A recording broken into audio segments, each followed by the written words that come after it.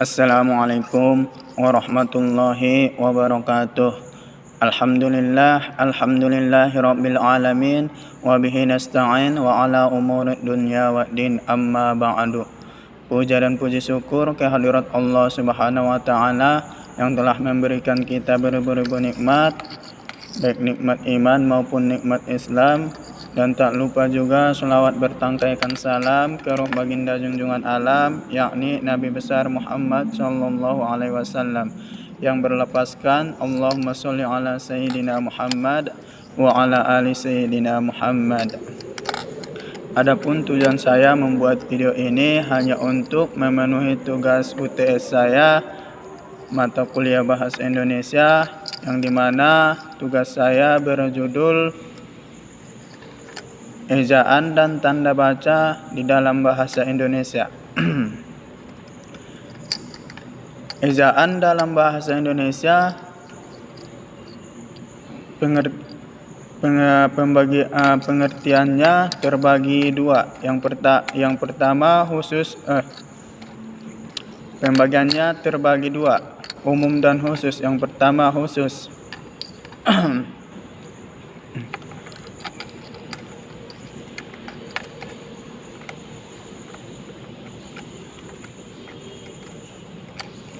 Pengertian ejaan secara khusus ialah rangkaian bunyi-bunyi suatu huruf, baik huruf per huruf maupun kata ataupun kelompok kata dan kelompok kalimat.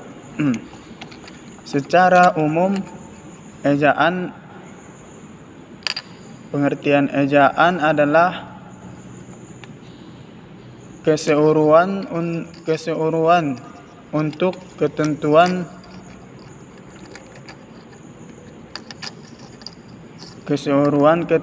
yang mengatur lambang suatu bunyi.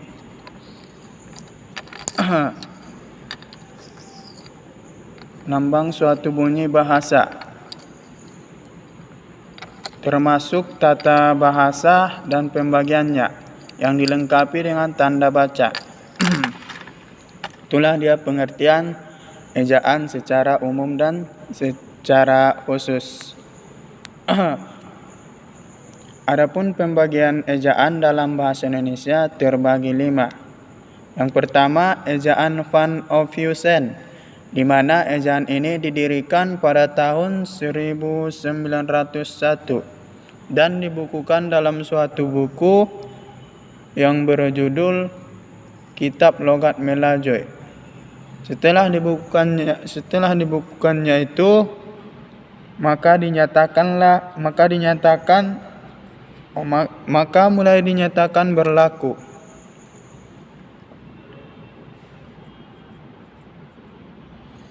Sesuai dengan namanya, ejaan ini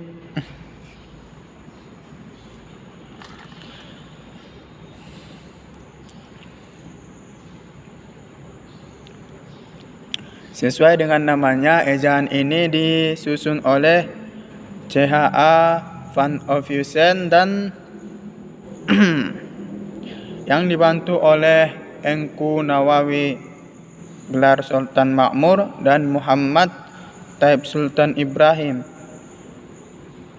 Dalam sejarah Indonesia, ejaan Van Ophuijsen yang disusun secara sistematis. Adapun beberapa ciri-ciri ejaan Van Ophuijsen ini antara lain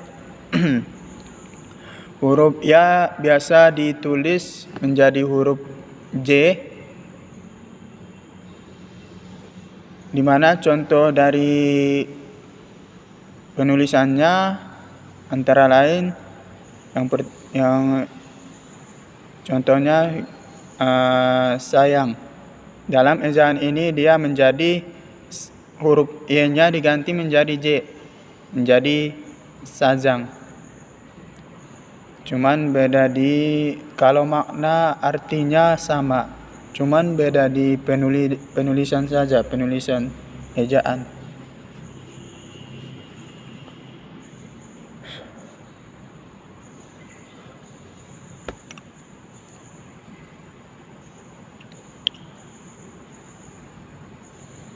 Yang ciri-ciri yang kedua, huruf U ditulis menjadi huruf OE. Di mana contoh ciri-ciri ini antara lain umum. Umum dia huruf pertamanya U. U itu diganti menjadi OE. Menjadi O, dalam penulisannya menjadi Oemur. Itulah dia contoh dari ciri-ciri yang kedua.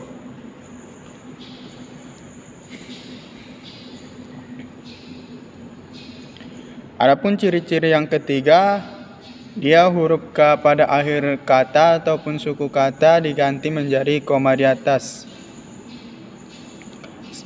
Adapun contoh dari ciri-ciri yang ketiga ini antara lain rakyat. Rakyat dia di suku kata huruf K-nya diganti.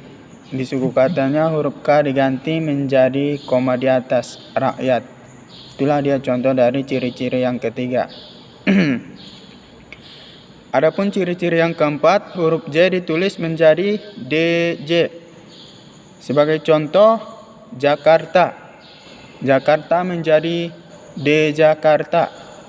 Penulisannya J-nya menjadi DJ, di Jakarta. Itulah dia contoh dari ciri-ciri yang keempat.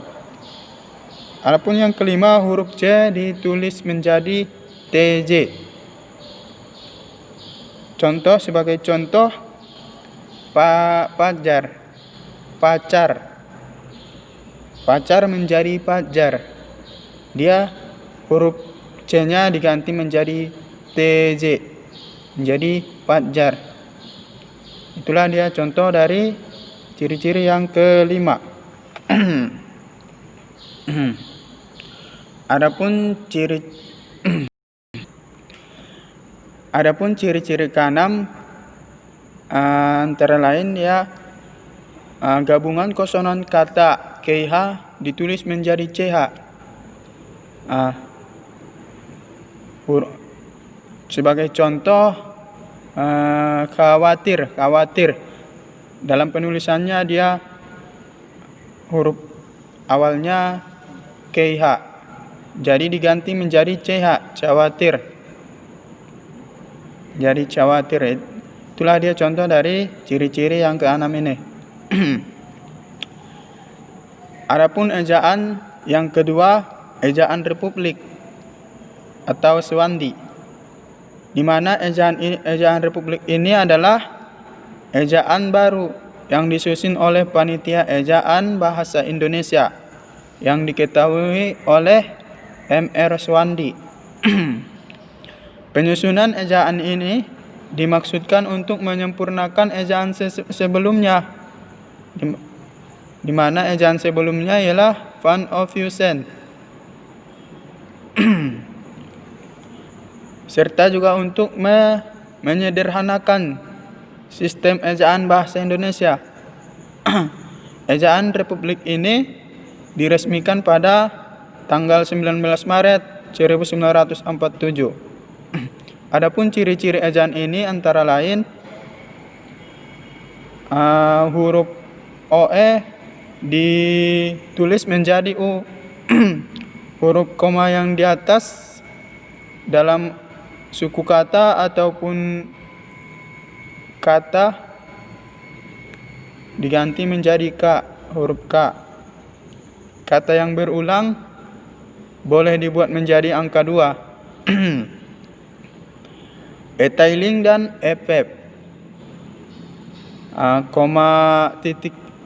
Koma di atas 2 dihilangkan dia dalam ejaan ini. Sebagai contoh, umur. OE diganti menjadi U. Oemur. Jadi dalam ejaan ini dia disempurnakan jadi umur. Dalam pengucapannya dia disempurnakan jadi umur. Itulah dia contoh. Dan dan ciri-ciri yang lainnya dan sebagainya, ciri-ciri yang lain. Itulah dia contoh dari ejaan Republik Swandi. Adapun dalam ejaan Republik Swandi, Etailing dan Epep. Epep ialah Republik. Contohnya dia kan Etailing Epep. Sebagai contoh kritik dalam ejaan Republik, dia kritik dia disempurnakan. Kalau sebelumnya dia ditulis sesudah huruf K, ditulis dia huruf E, kritik. Tapi dalam ejaan Republik ini dia disempurnakan dalam pengucapannya menjadi kritik. Nah, itulah dia contoh dari Etailing dan Epep. Adapun ejaan yang ketiga, ejaan pembaruan. Di mana ejaan pembaruan ini merupakan suatu ejaan yang direncanakan untuk memperbarui ejaan Republik. Penyusunan ejaan ini dilakukan oleh Panitia Ejaan Pembaruan Bahasa Indonesia.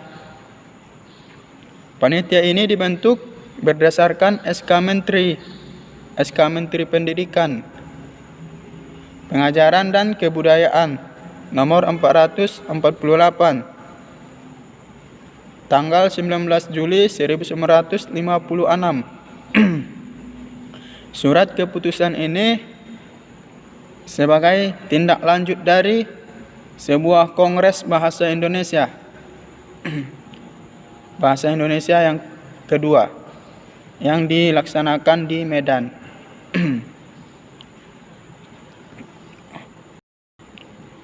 Adapun ciri-ciri ejaan ini antara lain dia gabungan konsonan, kata DJ diubah menjadi J, TJ diubah menjadi TS, NJ diubah menjadi N, SJ diubah menjadi S.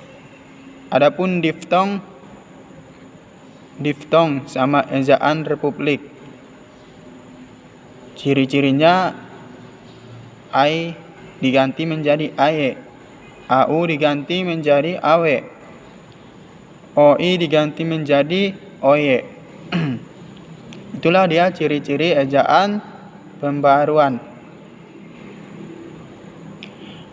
Adapun contoh dari ciri-cirinya antara lain diftong santai. Dia huruf akhir kata AI, santai. Dalam ejaan ini dia diganti menjadi AY, santai. Itulah dia contoh dari diftong. Ejaan Republik diubah menjadi diftong. Itulah dia contohnya. Adapun yang keempat ejaan bahasa Indonesia ialah ejaan Melindo. Di mana ejaan Melindo ini ialah merupakan akronim dari Melayu Indonesia. Ejaan Melindo sesuai dengan namanya, merupakan ejaan yang disusun atas kerjasama antara pihak Malaysia dan pihak Indonesia, di mana pihak Indonesia diwakili oleh Slamet Muljana dan pihak Malaysia diwakili oleh Syed Nasir bin Ismail. Kedua negara tersebut tergabung dalam Panitia Kerjasama Bahasa Melayu Bahasa Indonesia pada tahun 1959. Panitia ini dirumuskan konsep ejaan bersama yang disebut dengan ejaan Melindo. Adapun ciri-ciri ejaan ini antara lain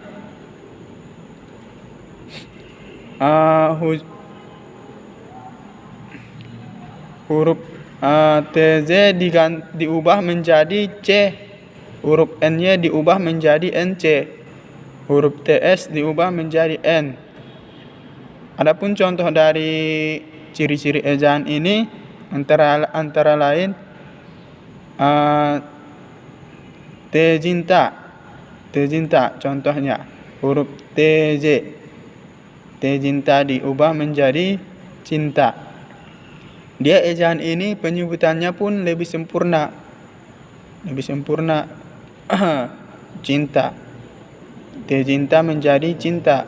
Itulah dia contoh dari ciri-ciri ejaan ini. Penyebutannya pun lebih sempurna dia dalam ejaan ini.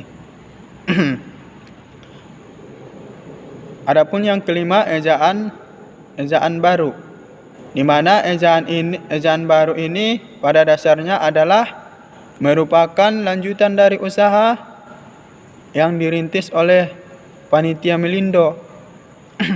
Panitia Melindo, para pelaksananya pun di samping terdiri dari panitia ejaan LBK. LBK ialah Lembaga Bahasa dan Kesastraan.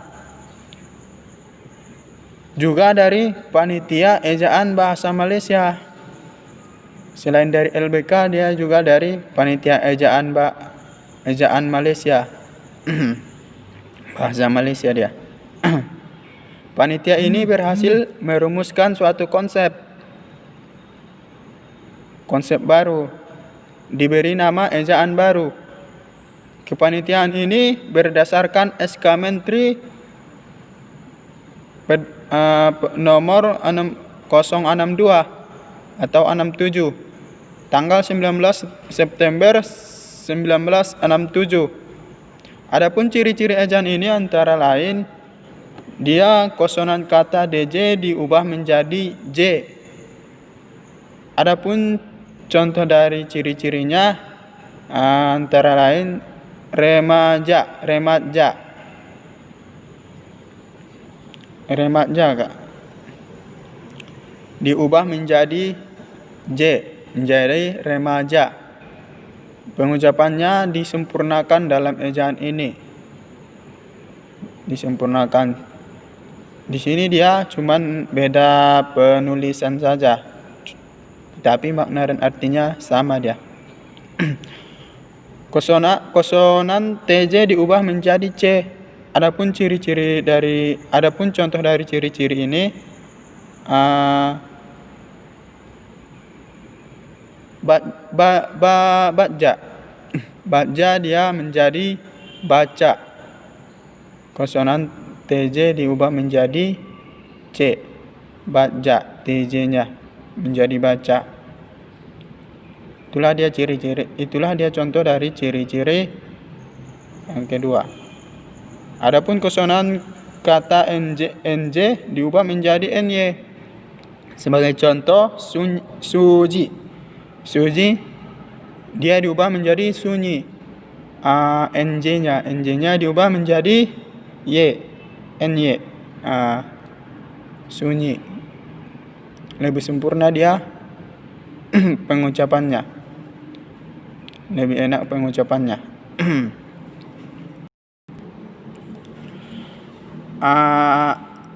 Konsonan kata SJ diubah menjadi SY. Adapun contohnya sejarat SJ diubah menjadi SY. Sejarat menjadi syarat. SJ-nya diubah menjadi SY, syarat. Adapun konsonan kata CH diubah menjadi KH. Sebagai contoh, tahta. Dia dalam penulisannya CH, tahta. Diubah dalam ejaan ini diubah dia menjadi tahta. Pengucapannya pun lebih enak dan lebih sempurna dia. Adapun konsonan J diubah menjadi Y. Sebagai contoh, melaju menjadi Melayu.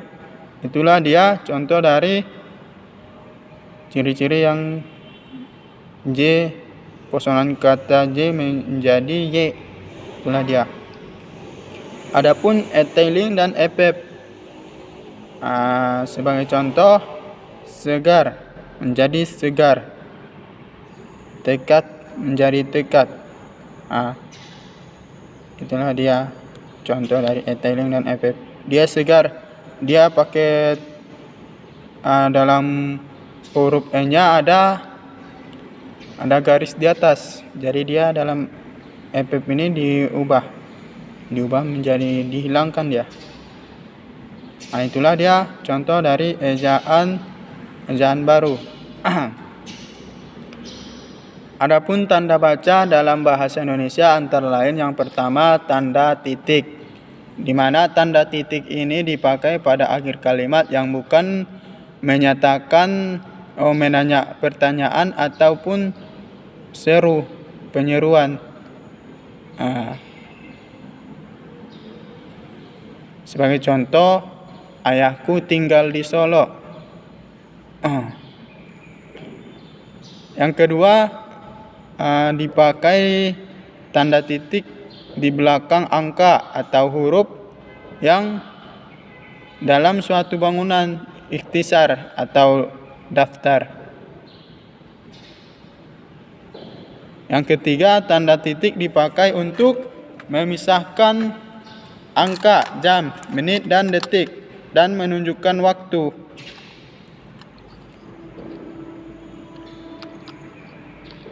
Yang keempat, tanda titik dipakai dalam daftar pustaka di antara nama penulis, judul penulis yang tidak berakhir dengan tanda tanya ataupun tanda seru dan tempat terbit. Yang kelima, tanda titik dipakai untuk memisahkan bilangan ribuan ataupun kelipatannya.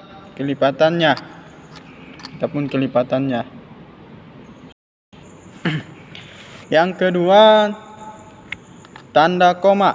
Tanda koma dipakai di antara unsur-unsur dalam suatu perincian ataupun pembilangan. Tanda koma dipakai untuk memisahkan kalimat serta yang satu dari kalimat serta berikutnya yang didahului oleh kata seperti tetapi atau melainkan.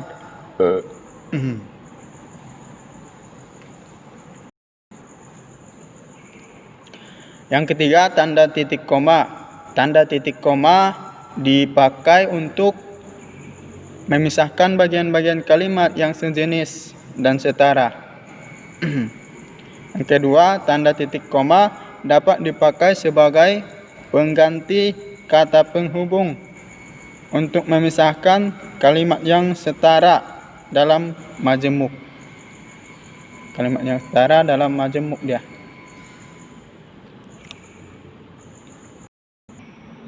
Yang keempat, tanda dua titik. Tanda titik dua. Tanda titik dua dipakai pada akhir suatu pernyataan yang lengkap jika diikuti rangkaian atau pemberian. Tanda titik dua dipakai jika rangkaian atau pemberian itu merupakan pelengkap yang mengakhiri pernyataan. Tanda titik dua dipakai sesudah kata atau ungkapan yang memerlukan pemberian. Yang kelima, tanda hubung.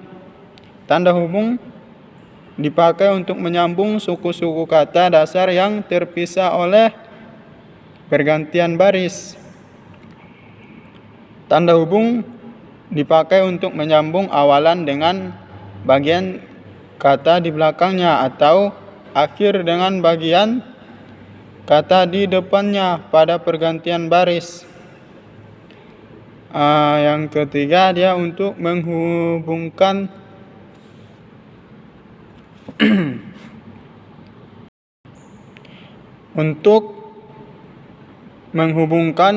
ataupun menyambung unsur-unsur kata ulang, kata yang berulang dia. Adapun yang keenam, tanda pisah. Tanda pisah dipakai untuk membatasi penyisipan kata atau kalimat yang memberi penjelasan di luar bangun kalimat. Yang kedua, tanda pisah menegaskan adanya keterangan oposisi atau keterangan yang lain sehingga kalimat menjadi lebih jelas. Tanda pisah dipakai di antara dua bilangan atau tunggal dengan arti sampai dengan, atau sampai ke. Yang ketujuh, tanda elipsis. Tanda elipsis dipakai dalam kalimat yang terputus-putus.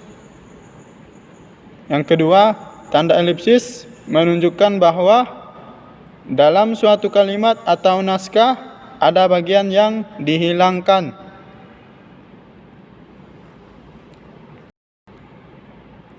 Yang kedelapan, tanda tanya. Tanda tanya dipakai pada akhir kalimat tanya.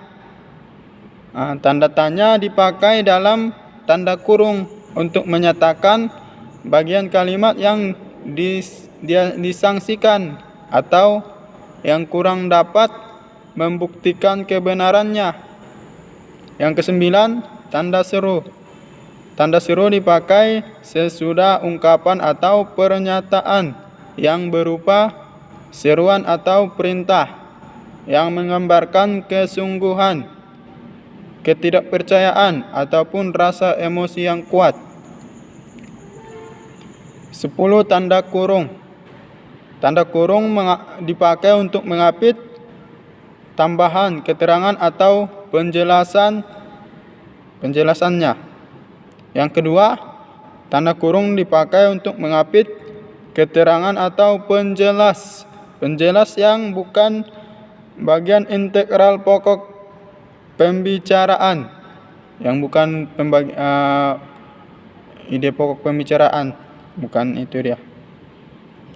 11.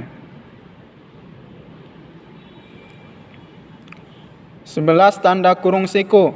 Tanda kurung siku dipakai untuk mengapit huruf, kata, atau kelompok kata sebagai koreksi atau tambahan pada kalimat atau bagian kalimat yang ditulis orang lain. Tanda itu menyatakan bahwa kesalahan atau kekurangan memang terdapat di naskah asli. Kedua, tanda kurung siku untuk mengapit keterangan dalam kalimat penjelas yang sudah bertanda kurung. Ke-12, tanda petik. Tanda petik dipakai untuk mengapit petikan langsung yang berasal dari pembicaraan dan naskah atau bahan tulis lain. Yang ke-13, tanda petik tunggal. Tanda petik tunggal dipakai untuk mengapit petikan yang tersusun di dalam petikan. Yang kedua, tanda petik tunggal dipakai untuk mengapit makna, terjemahan, atau penjelasan kata atau ungkapan asing. Yang ke-14, tanda garis miring. Tanda garis miring dipakai dalam nomor surat dan nomor pada alamat dan penandaan masa 1 tahun yang terbagi dalam 2 tahun takwim.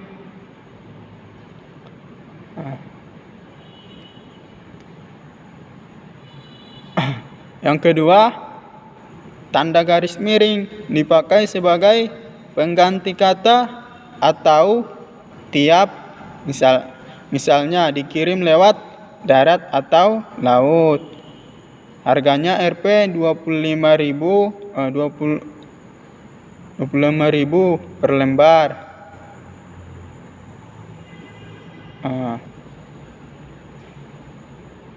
Itulah dia dari contoh dari tanda garis miring.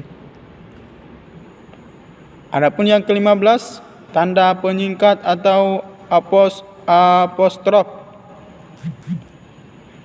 di mana tanda penyingkat menunjukkan penghilangan bagian kata atau bagian angka tahun. Mungkin cukup sekian yang dapat saya paparkan. Kurang dan lebihnya saya mohon maaf. Wabillahi taufiq wal hidayah, waridhoi wal inayah. Wassalamualaikum warahmatullahi wabarakatuh.